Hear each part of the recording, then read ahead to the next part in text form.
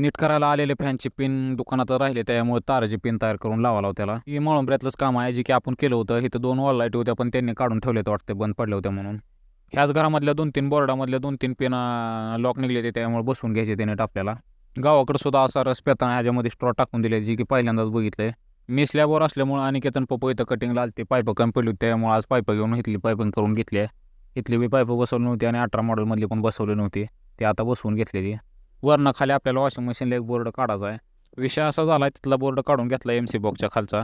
पण इथं बाहेर एक बोर्ड काढावा आहे त्यांना बाथरूमसाठी. पण लाईटीनं दागा दिला त्यामुळे मशनी गुंडाळून गावाकडे निघायचं आहे.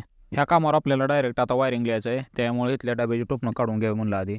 40 पाईप हात न लावता उभा राहते त्या बघायला येते त्यामुळे अनिकेतनं अशी उभा केलेली.